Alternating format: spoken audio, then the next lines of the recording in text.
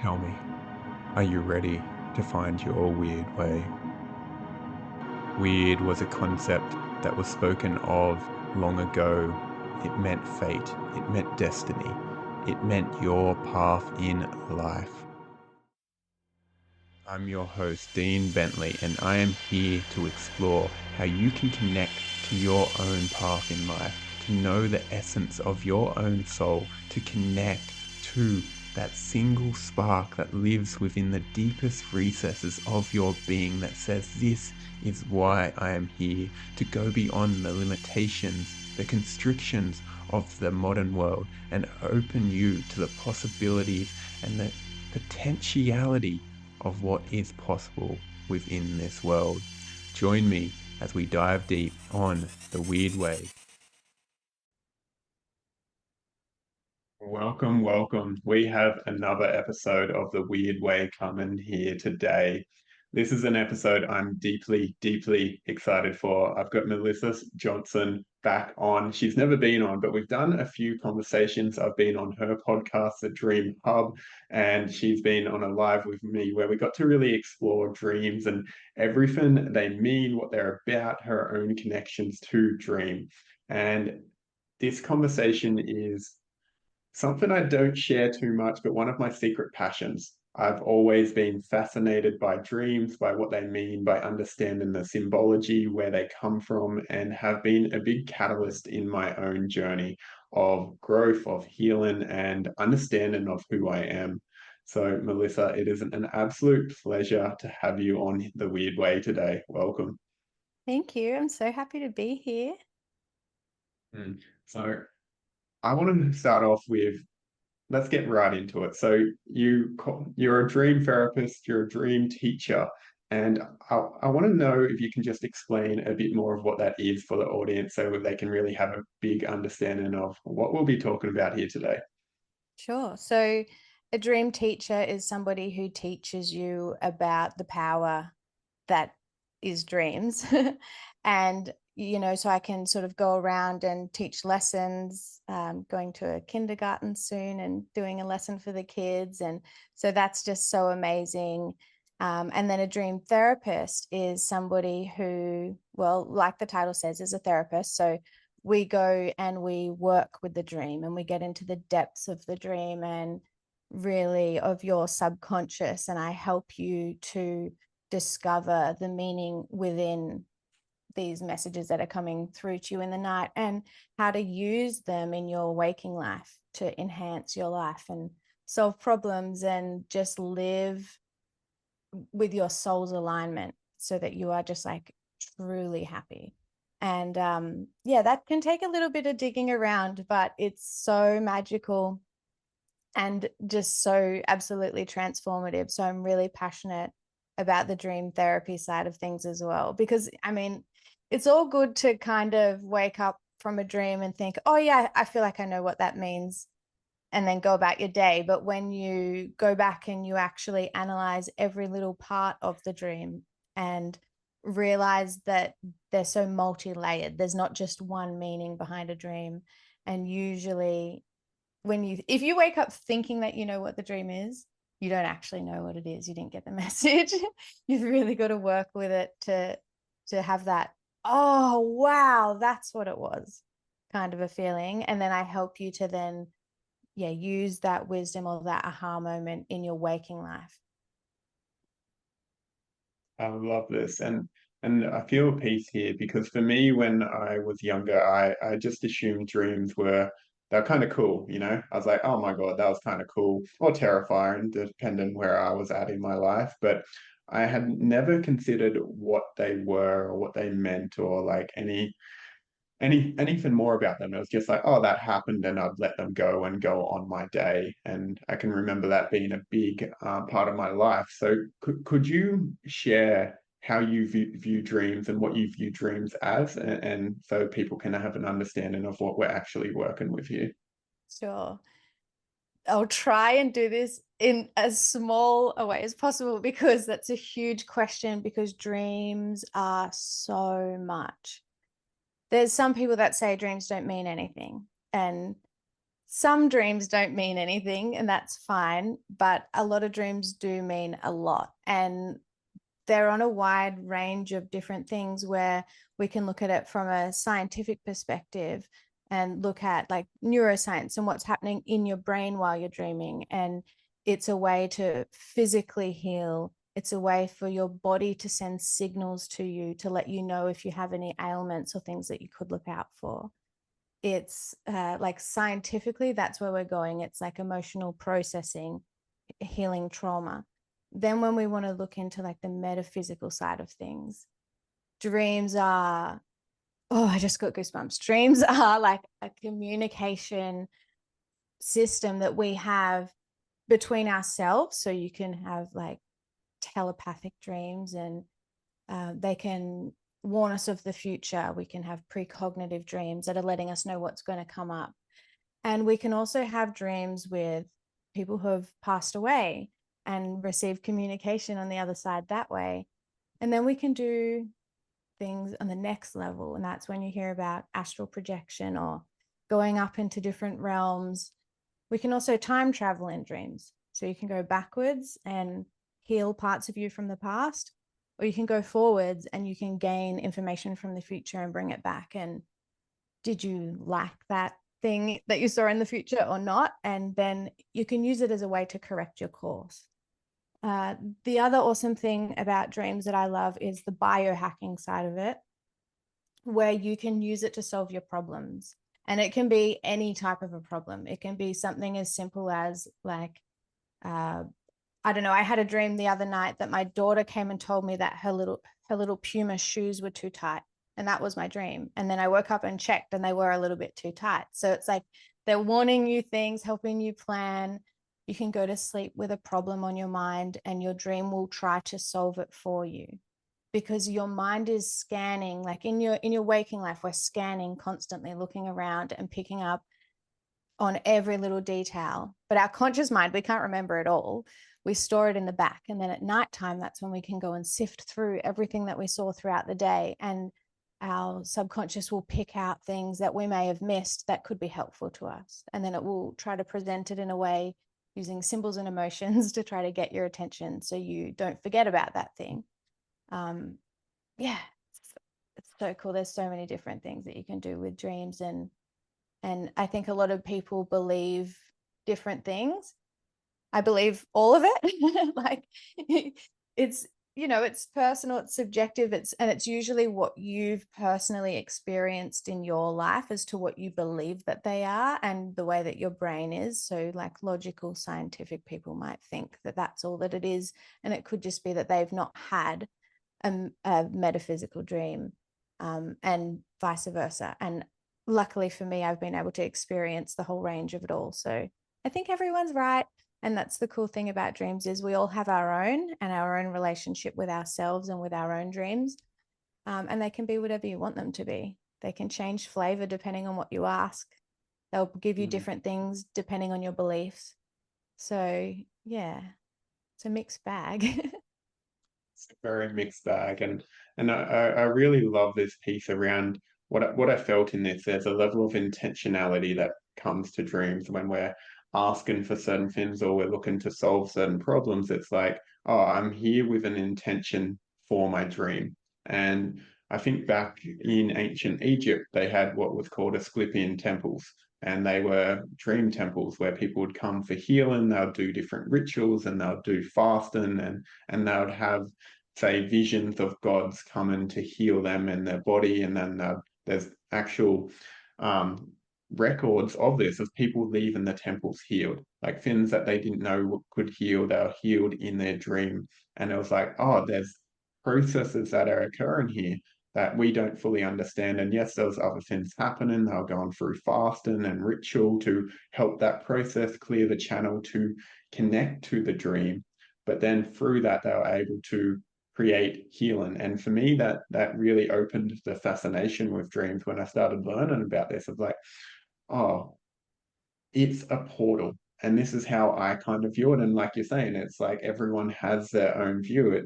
For me, I see it as a portal to tap into a different level of reality, something where something else can take over, where I don't need conscious control, but something else is guiding the ship. And for me, that's fascinating, of trying to pinpoint, oh, what is that is guiding? Because I've had dreams where there've been nightmares but they've been healing. I've had ones where I've been in frozen terror. There's been so many ones that have offered healing and gifts and like understanding of self, of the precognitive, of the future. And it's like, wow, to see that all of these aspects exist, I think it is a great harm to disconnect from that.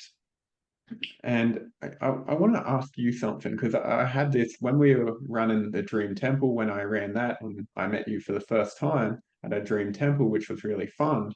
Um, I had the thought, and one of the reasons I created the Dream Temple was I had this awareness that people have disregarded dreams.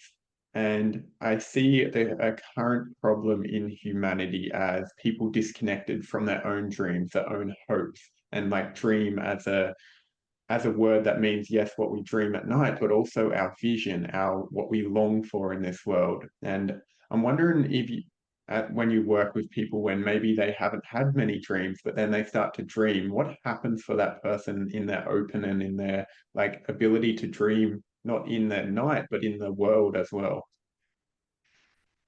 That's a really good question. It is really amazing to see. I think the thing that I see the most when people connect with their dreams, sort of for the first time, is that they gain so much more respect for themselves, in that they had no idea that they had this own wisdom within them. And you're wondering what controls the dream, and it is something from within that you didn't know was there. And it's like through our lives, we're told what to think and who to be and what's a good job and where we fit. And that sort of closes our minds into what possibilities are out there for us, right? And when you go into a dream, all of the walls of the boxes that have been put around you fall away, and the possibilities are absolutely endless. And I feel the thing that creates our dream always has our best intention at heart, and it's always going to try to show you what will make you happy. And that's the thing that I see, is the faith within themselves, and then the happiness that comes of there is something more to life. Like, we struggle with things in life, and we can be trying to do our best, and some days just feel like such a slog, where it's just like, I can't get a break and all of this, and why does this happen to me, and how come that person always comes up with great ideas? And you can be feeling like this, and then you get a connection to your dreams, and all of a sudden that you start coming out with great ideas on your own, and you get like a newfound confidence in yourself, and people just start to shine. And there are so many other benefits, but I think it's that, like, it's like a light turns on inside of someone. If they go from being like not empty, but like, not knowing that there is so much more to life. It's like right before you have a spiritual awakening, or some people may have experienced it when they've had a spiritual awakening, it's like the world was gray before, and then they discover this thing, or something goes off, and then it's like there's color to life. Yeah. I really love this, for me, like the recognition that there's so many different paths that we can take upon the spiritual journey, and dreams are something that all of us have that really do guide us back to our own soul. Like that's what I'm hearing when you're speaking. It's like, what is that innate part of us that is true to who we are, that goes beyond all the layers and the conditioning and like everything we've experienced that can bring us home. And I think that's such a beauty gift. And I want to play devil's advocate here for a moment, because you said like there's that it wants to bring, I can't remember the exact words, but it's guiding us towards happiness, that statement. And I could feel like maybe some listeners, they're like, I'm having nightmares. How are these guiding me back to happiness? And if you could explore that. For sure. So I was just going to like pull up one of my nightmares to use as an example.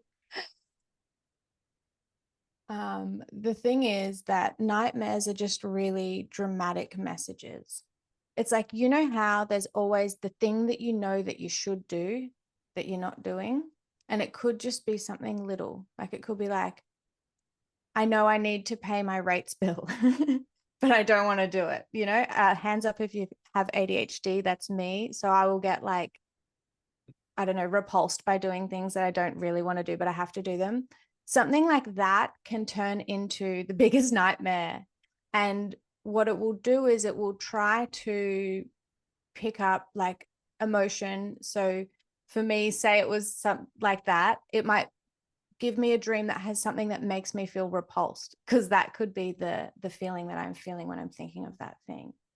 And it will be like a disgusting, horrible, stressful dream. It could be that I feel like someone's chasing me, and you know, it could be a terrible nightmare, when really it's trying to remind me, yes, something's chasing me. It's that I'm trying to run away from doing the thing I have to do, and I'm feeling repulsed by it. So it could be some disgusting thing come up. It's still trying to help me. It's saying, Mel, pay your rates so you don't get fined, so you don't get kicked out. Like, it will find practical things and dramatize them so much. And as soon as you start working with myself, or even with Dean, I know you're great with dreams, and we can figure out what the message is behind the dream, and you take the action, the dream is gone, or it transforms. You won't have a nightmare again. It'll like basically scan your whole life of everything that's going on in your life, like as of today, find the worst thing or the thing that's on your mind that's making you miserable, and highlight it for you so that you can change it, so that you can take action. And I feel you if you're listening and you have nightmares. I used to have extreme nightmares. That's how I got into being a dream therapist, was because I was petrified to go to sleep. I hated my dreams. It was like worse than like anything traumatic that I've been through in my life. Like the dreams were worse, and I didn't want to go there. But when I discovered that they are trying to help me, and that like a nightmare is a terrible thing to waste, we need to listen to them and pay attention to them. Don't try to suppress them. This is the thing. People are taking sleeping tablets to suppress their nightmares, or smoking heaps of pot so that they don't have to think about it, or drinking a bottle of wine so that they can just switch off and not lay in bed thinking about their worries. But if you're doing these things, like that is a huge red flag. It means that there's something within you that knows how to help you, and it's trying to get your attention. And if you are having nightmares, it's usually not going to continue on forever. We just need to figure out what it's trying to say and how you can action it. And then they'll subside and they'll go away, and you'll start having nicer dreams and happy dreams and funny dreams and like really amazing dreams. And that's what's happened for me. So yeah, if you're listening, please don't be shy. Reach out, follow me on Insta, send me a message, book in with me, something, because this is like the turning point for you in your life. If you're having a nightmare, it's like stop and pay attention and grab it and cherish it. And as painful and as uncomfortable as it is to visit that, it needs to be done so that you can see the beauty that's on the other side. I always can come back to the saying, what we resist persists. And it's like, oh, if I ignore this, if I just try and shove it under the carpet, or I always get the analogy of when I was a kid, I would push like a floating a ball under the water and try and hold it down. And the more I tried to hold it down, it would just like come out sideways and shoot off. And that's how I feel it is with this. It's like, oh, if I'm not willing to be with that nightmare or be with the sensation it invokes, it's like, oh, of course it's going to continue happening, because that message needs to get louder, because it's like, hey, you're not hearing me. You're not listening. So it can be, I consider it a bit like a naughty kid. If you're like, nope, I'm not listening, I'm not listening, it's going to be like yell louder and louder and louder until we get to that point where it's like, holy shit, I actually need to listen to this and see what's happening, because this isn't normal, or this isn't what needs to happen, and it's inviting me into change, which which I think is so powerful. And you really began to tap onto your story there of having the nightmares, of that being the opening for you into like this dream work and the dream world. And I'm wondering if you could share a bit of that journey of like what was occurring for you at the time that caused those nightmares and also moved you into this place where it's like, oh, I need to listen. So, and that brought about the change as well. For sure.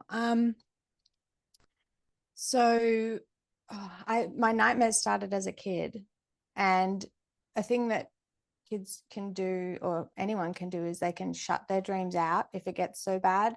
And so I just only have random ones every now and again, but never a good one. And I had a lot of dreams where people were always trying to fight me. So people usually will have their own themes of what's going on. Some people's might be like, oh, people are always trying to chase me, or I'm falling, or I'm running late to something, or whatever it was. Mine was always fighting me. So I would have dream characters coming up and just trying to beat the shit out of me, basically. And it all came down to that. It was just, I was having internal battles with myself because I was doing things for other people and not for me. So my background before this is I was a fitness model, and I was in like modeling for a very long time. And it wasn't my passion. It was just, oh, you're pretty and you're good at that. And people wanted to pay me and book me. And it seemed very, very easy work. So I just fell into it. But I knew I wanted to help people. And I thought modeling isn't helping people. But in my mind, my ego was like, sure it is. You're inspiring them to be fit and healthy. And so that's what kind of, I kept going. But on the inside, I was really like, well, what if it's making other people feel self-conscious? And all these, I just didn't feel like it was right. Like it didn't spark my soul, but I kept persisting with it because I was too scared. I didn't know what else there was. Like I didn't have any other ideas of what to do. And so yeah, I would have nightmares all the time of people trying to fight me. And yeah, it was just myself fighting myself. And yeah, it was lucid dreaming that helped me to actually like feel like I had some kind of a control over my life, or turn to the dream and be able to sort it out. Because I didn't, I think I was so far gone that at the time I was having the nightmares, I did not understand what it was related to at all. But I had to go in and realize, oh, okay, the girl in the dream trying to fight me, she was really pretty. She was in a school uniform. So then I take my subconscious and go back, okay, what do I think about that? How does that make me feel? What does that remind me of? And all of that sort of a thing. And it was, when I was in school, I would look around and I would realize, and this is such like a shallow, egotistical thing, but I would realize that, oh, when you're pretty and people like you, you get what you want in life. And so I was so young, like 13, 14. And that's when I realized that, oh, like pretty girls have rich husbands and like life's easy. So if you're just pretty, everyone will like you. And that was like this silly belief that was in my head. But what was happening in my life in the outside was reinforcing that. Being a model, I would get offered things for free all the time just because people liked how I looked.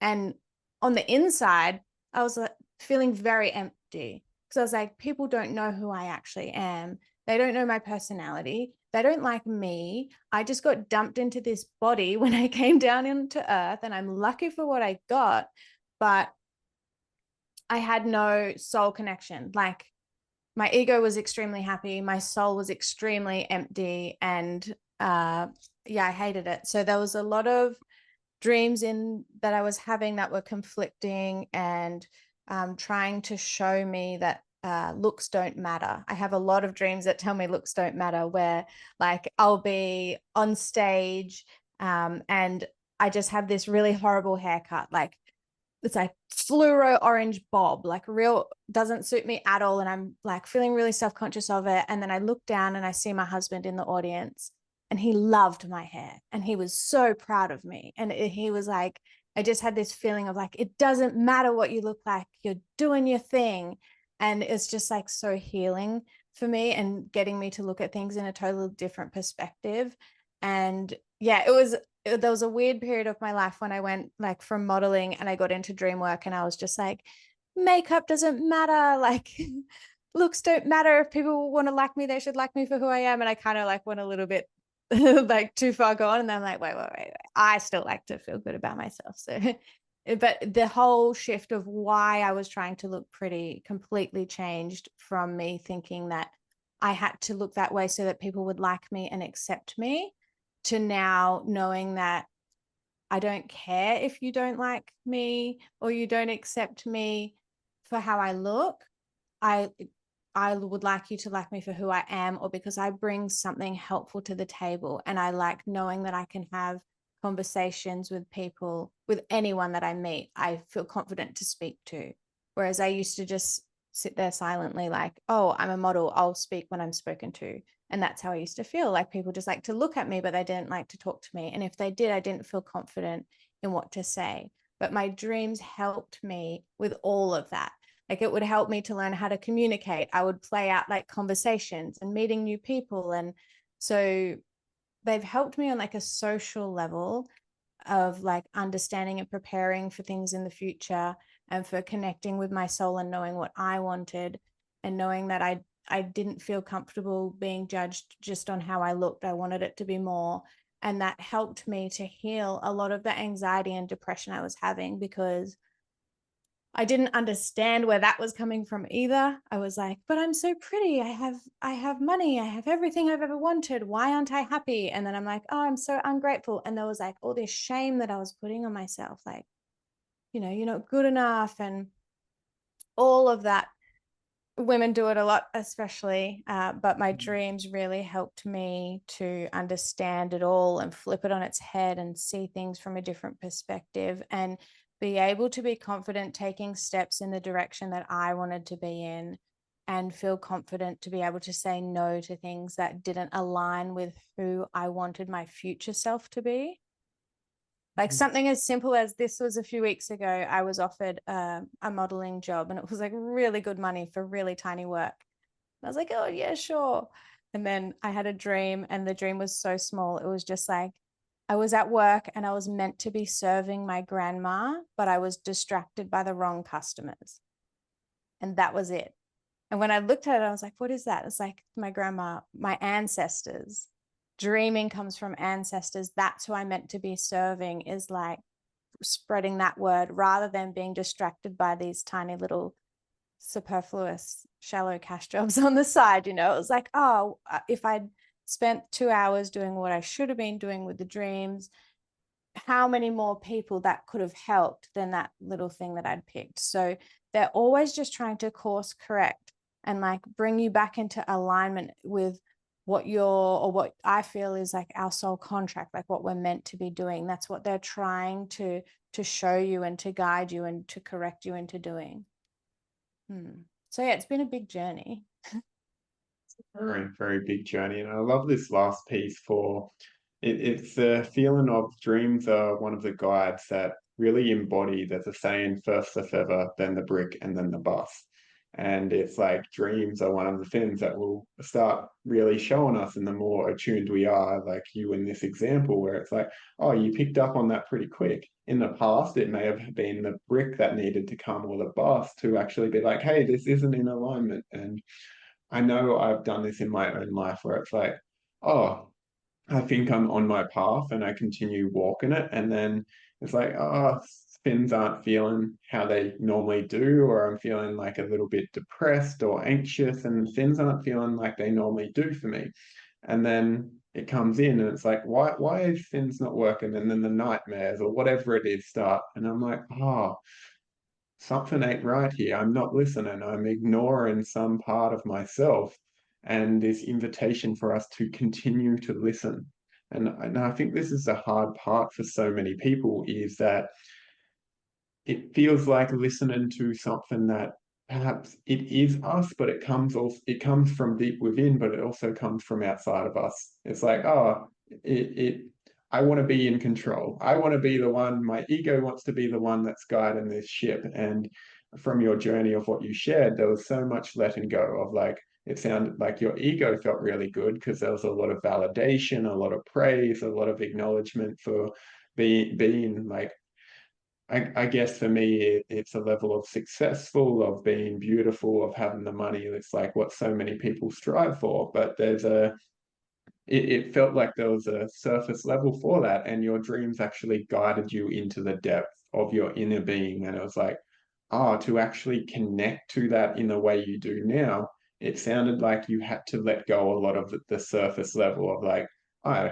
you let go of a lot of the model, and now it's no longer in alignment, and the dreams continued to guide you to that. So I'm wondering if you could share that process of letting go of that, because I always love this conversation where we have to be willing to die to who we were to become who we truly are, and the continual soul calling us into like, hey, who are you truly? Not who you think you need to be, not who you've been, not who everyone else thinks you are, but like this deeper part of you that wants to come online and share like that process of what that was like for you.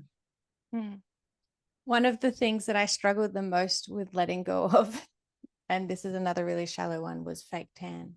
So, I'm very white. I'm a very pasty gal. And in modeling, especially fitness modeling, we're always covered in tan. So every week I would get a spray tan, and I did not know who I was without it. I just I just wouldn't leave the house. Do you know what I mean? I would never let anyone see how pale my skin actually is. And my dreams helped me to let go of that. There has to be letting go before you can move forward. And you'd be surprised on the things that you need to let go of that you're kind of choosing to ignore and let keep sliding through, but your dreams will highlight it. And I just had multiple dreams where it would show me my future self, or in both ways. So I would have a dream of my future self where it would be like, if you continue down this path of like fake tanning, and it showed me myself in like 10 years, and I just did not look healthy.